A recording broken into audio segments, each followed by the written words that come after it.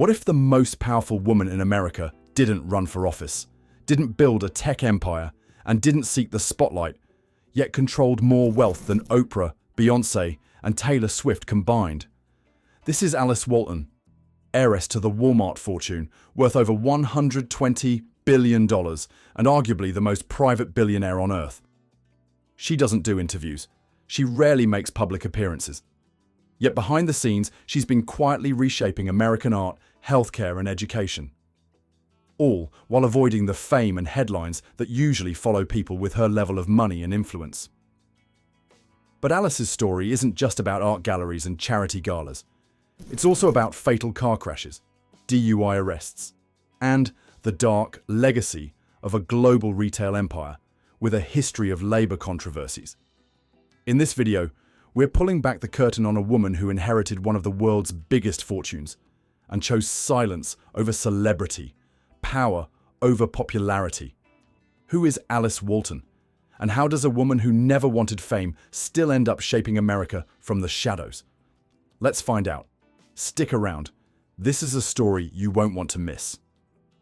The billionaire born into bargains. Alice Louise Walton was born on October 7, 1949, in Newport, Arkansas, a small working-class town far from the bright lights of Wall Street or Beverly Hills. She was the youngest of 4 children and the only daughter of Sam Walton, who would go on to create Walmart, the largest retail empire the world has ever seen. But at the time of her birth, Walmart didn't even exist. The Walton family lived modestly, rooted in the values of hard work, humility, and frugality. Her father, Sam, was a relentless entrepreneur, opening small variety stores across the rural South. He believed in saving money, investing in people, and staying close to the community, a mindset that deeply shaped Alice's outlook on life.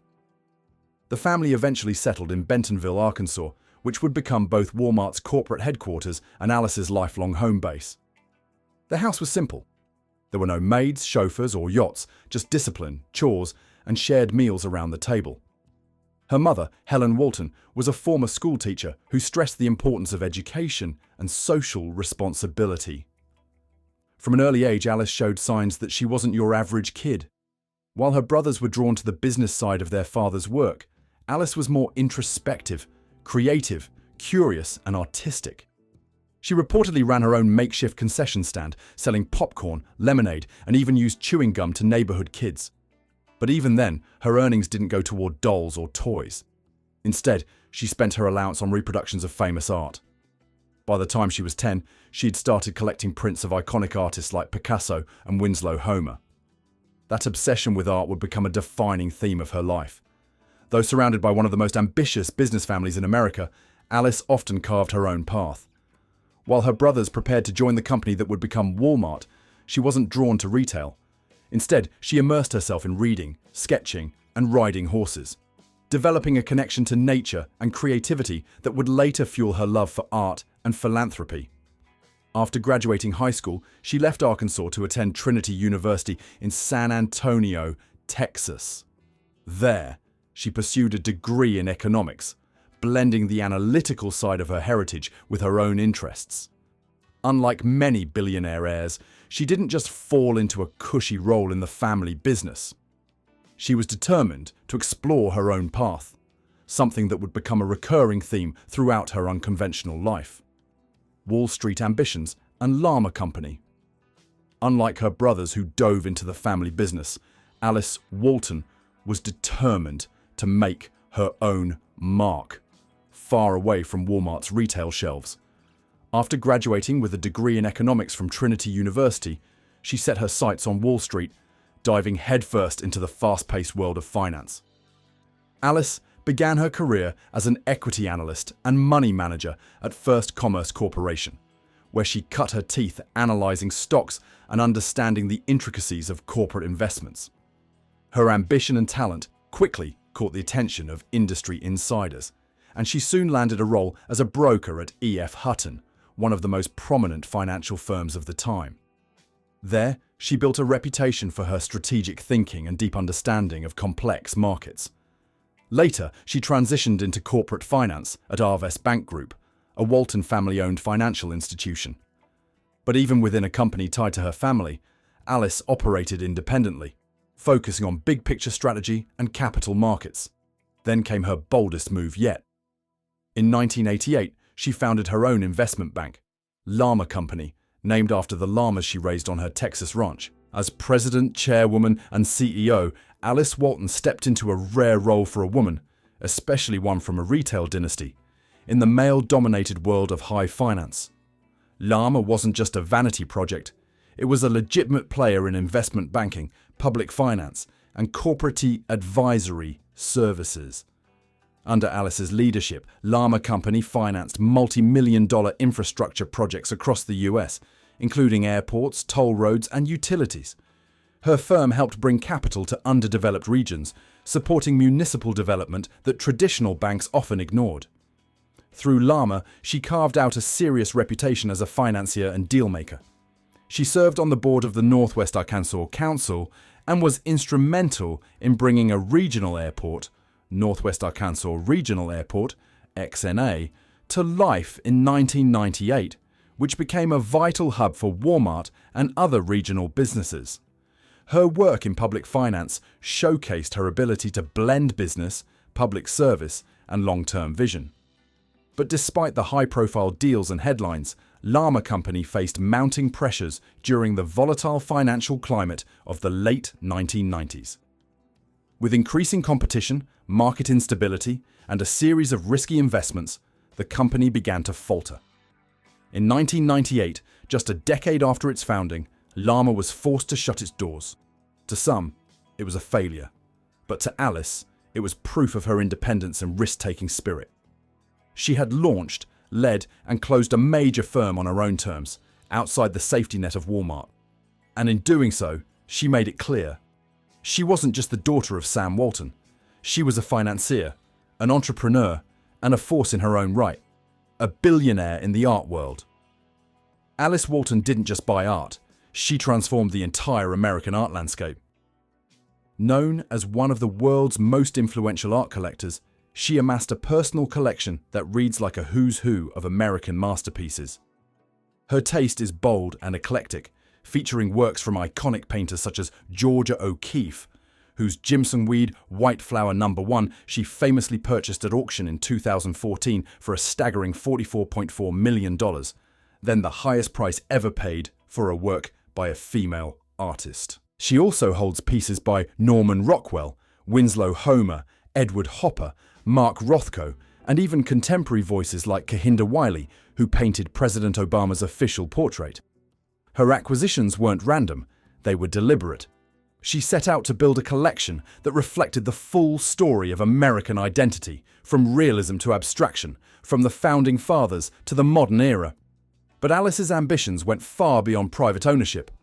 In 2011, she poured over $1.2 billion of her own wealth into a project that would change art accessibility in the US. The Crystal Bridges Museum of American Art, located in her hometown of Bentonville, Arkansas. Designed by renowned architect Moshe Safdie, the museum's architecture is as stunning as the art inside. It weaves through the natural forest landscape, its curved pavilions hovering over a spring-fed pond, an homage to Walton's love for both art and nature. More importantly, admission to the museum is free. That wasn't an afterthought. It was core to Alice's vision. She wanted to break the barrier between fine art and everyday Americans, especially those who live far from cities like New York, Los Angeles, or Chicago. Crystal Bridges now houses over 500 works and has welcomed more than 13 million visitors since its opening. School children, retirees, first-time museum goers, all are invited into an experience typically reserved for the elite. Still, the project wasn't without controversy. Critics accused her of art laundering, suggesting she was buying up cultural treasures only to relocate them to a town with no art legacy. Others labelled it cultural colonization, arguing that removing masterpieces from their original urban homes diluted their context and heritage. But Alice didn't flinch. She saw herself as a disruptor, not a thief. And rather than retreat, she expanded. acquiring more pieces, adding to Crystal Bridge's offerings, and launching new cultural initiatives across Arkansas. To Alice Walton, art is not about prestige or exclusivity. It's about access, storytelling, and national identity. With Crystal Bridges, she didn't just create a museum. She planted a cultural flag in the middle of America and dared the art world to take notice. The ranch life. Horses and quiet power. Far from the boardrooms of Wall Street and the curated galleries of her museum, Alice Walton finds her true peace in the saddle. While many billionaires opt for yachts and high-rise penthouses, Alice's heart has always belonged to the open land and the quiet strength of horses. Her love for animals, especially horses, isn't just a hobby, it's a core part of her identity. For years, she owned and operated the prestigious Rocking W Ranch in Millsap, Texas, a sprawling estate known for breeding and training champion cutting horses, a sport that requires precision, agility, and a deep bond between horse and rider. Under her guidance, Rocking W became a respected name in the equestrian world.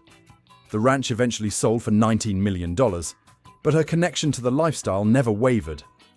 Alice still owns thousands of acres of ranch land across the US, where she maintains her ties to the land and the cowboy culture she was raised around. She's a regular fixture at Western art auctions, horse shows, and rodeos, usually dressed in simple jeans, boots, and a ranch hat. An aesthetic far removed from the glitz, typically associated with someone of her wealth. This quiet country life offers a stark contrast to the high-stakes environments where she made her fortune. But that's exactly the balance that defines her. Wall Street steel wrapped in cowgirl calm. Her power isn't loud or attention-seeking. You won't find her on the covers of fashion magazines or front row at Paris Fashion Week. Instead, you'll see her at a Texas auction, bidding on a Frederick Remington bronze, or riding through the hills at dawn. Alice Walton embodies a unique duality, a woman who can close a multi-million-dollar art deal with one hand and rein in a high-spirited stallion with the other. Her wealth might place her among the most elite, but her spirit remains deeply grounded in the values of the American heartland: resilience, independence, and a profound respect for nature. Revolutionizing healthcare. Alice Walton isn't just reshaping the art world. She's on a mission to overhaul one of America's most broken systems: healthcare. In recent years, she's shifted her attention and considerable wealth toward a deeply personal cause, making healthcare more holistic, accessible, and human-centered, especially in rural areas like the one she grew up in.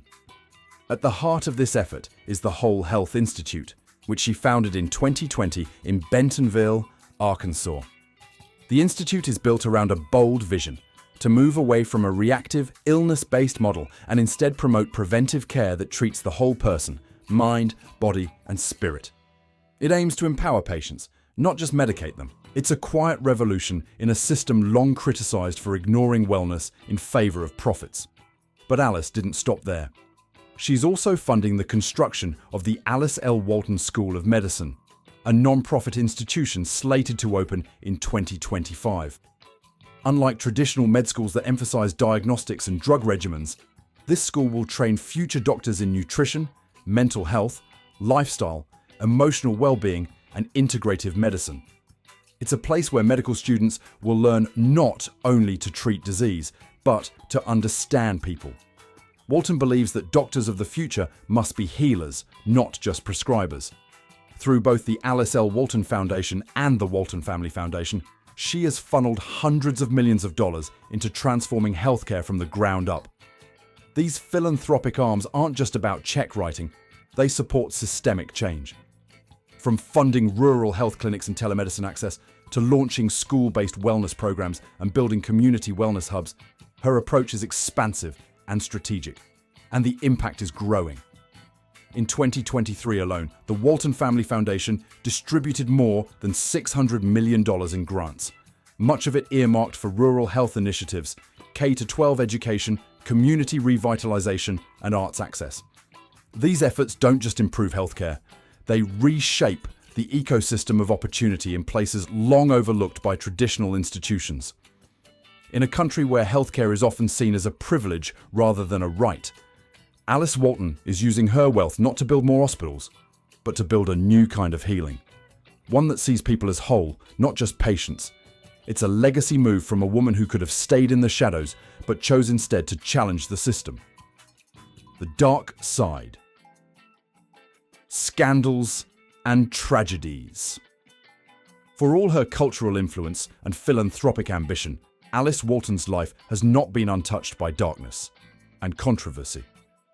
Behind the billion-dollar museums and healthcare reform efforts lies story marked by tragedy, scandal, and the complicated power that comes with extreme wealth. In 1989, Alice was involved in a devastating incident that continues to haunt her legacy. While driving in Arkansas, she struck and killed Oleta Harden, a 50-year-old woman who had stepped into the road. According to reports, Alice had been speeding. No charges were ever filed. For many, especially in the local community, this raised serious concerns. Did Alice walk away because of her last name? The whispers of preferential treatment, influenced by her billionaire status, quickly turned into national criticism. The Walton name, once mostly associated with small-town charm and business success, was suddenly embroiled in a moral and legal controversy. And to this day, Alice Walton has never spoken publicly about the fatal accident. But the shadows didn't stop there. Alice has also faced multiple run-ins with the law over drunk driving. In 1998, she was arrested in Springdale, Arkansas for driving under the influence. Then again in 2011, on her 62nd birthday, she was pulled over in Texas, reportedly refused a breathalyzer, and was taken into custody. That incident could have led to serious legal consequences, but once again, charges were dropped. The pattern didn't go unnoticed.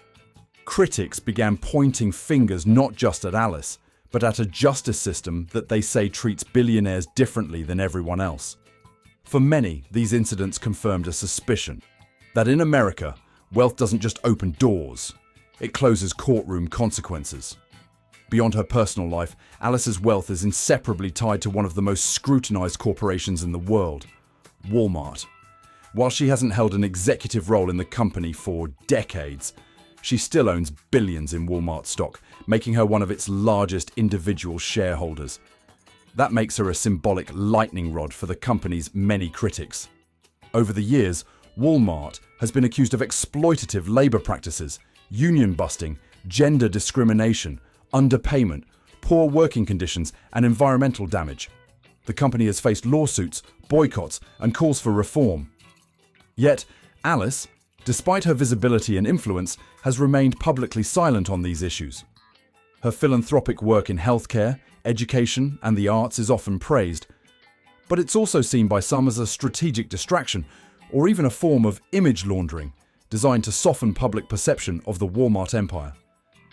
Defenders argue that Alice has little say in Walmart's day-to-day operations, and that she's spent her life investing in causes far removed from corporate retail. But critics say silence is complicity, especially when your name is on the check. Alice Walton exists at the intersection of privilege, power, and purpose.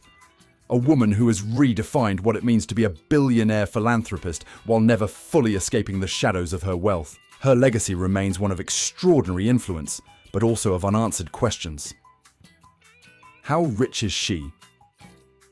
As of 2025, Alice Walton's net worth is estimated at a staggering $121 billion, a figure that puts her not just among the richest women on Earth, but among the top 10 wealthiest individuals in the world. Her fortune isn't built on trending tech or flashy startups. It's rooted in retail, specifically Walmart, the global retail giant her father, Sam Walton, founded. When Sam passed away in 1992, Alice inherited a massive stake in the company. Today, she owns over 6% of Walmart's shares, a slice of a corporate empire that brings in over $600 billion in revenue annually. While she doesn't hold an executive role, the dividends alone from her holdings generate billions. In a world where billionaires often diversify aggressively into media, real estate, and space tech, Alice has largely kept her wealth where it started, in the family business. But what truly sets Alice apart from other billionaires is how quietly she moves. She has never married, has no children, and lives a life that's almost completely off the grid. No Instagram, no TikTok, no splashy headlines about celebrity romances or Twitter spats. She doesn't chase the spotlight. She doesn't seem to care for it. While Jeff Bezos is building space rockets, and Elon Musk is memeing his way through Twitter and global headlines, Alice Walton operates with a different kind of power, quiet, intentional, and often behind the scenes. She channels her billions into art museums, rural healthcare, and systemic reform, rather than public attention, and yet her impact is enormous. In the billionaire universe filled with flamboyance and ego, Alice is an anomaly, a woman whose influence is massive, but whose presence is elusive. And perhaps that's part of what makes her legacy so fascinating. She's not loud, but she's lasting. Legacy in the making. Alice Walton isn't just preserving a family fortune, she's reshaping what legacy means for a billionaire mind.